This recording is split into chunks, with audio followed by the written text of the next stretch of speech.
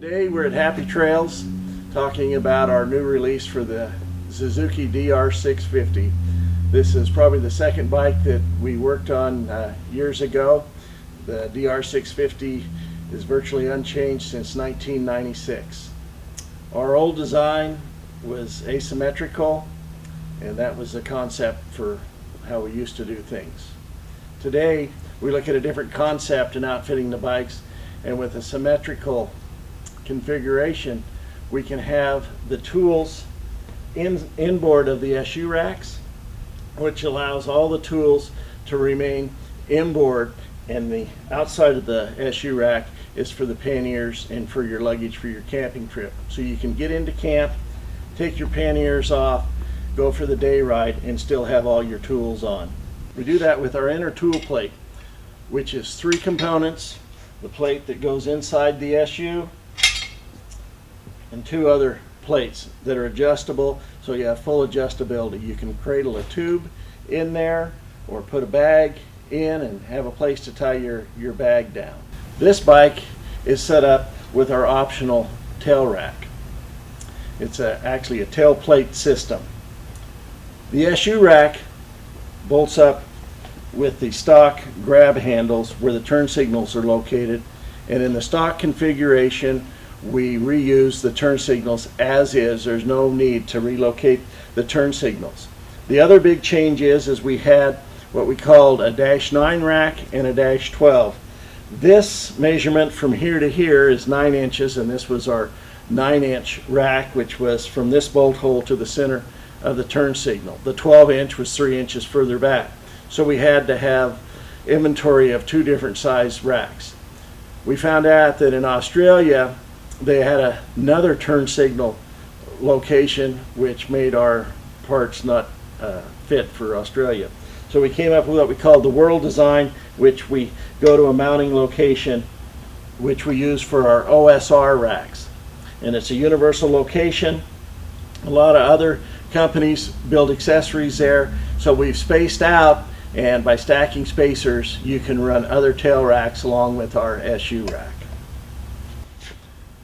The color for the late models DR650s is a gray, and a lot of the other bikes that are being built today have a blacked out look or a matte look, and the finish that we've gone to on the DR650 is a silver vein.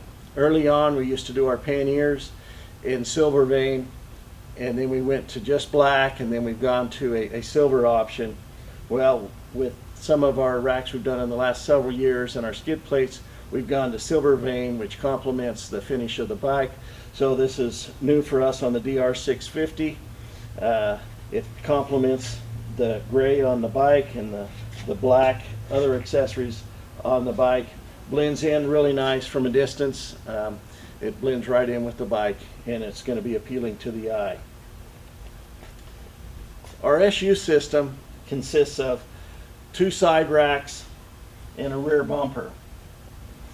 Typically we have 2 top mounts and a forward mount. On the old design for the SU racks we had to relocate the foot pegs because our passenger foot peg wouldn't close. With this design we spaced them out, and it now opens and closes just fine. We will offer the foot peg lowering kit, which some people might want for a passenger. For the tailplate design, we have the feature to put on a quick release top box on it. You can put a duffel on it. We've got tie down points all over it. This system has 2 side plates, 2 L brackets, and your top plate. It's all powder coated the silver vein. Assembles nice and easy, and again it's spaced out from the bike with a 1/4 inch spacer, and then there's other spacers to allow for competitive racks. On the tailplate system we don't use a turn signal tab anymore. Where our 12-inch arm bolted up that I talked about earlier from the SU rack, we now use that hole for the turn signal to relocate in with the tail plate.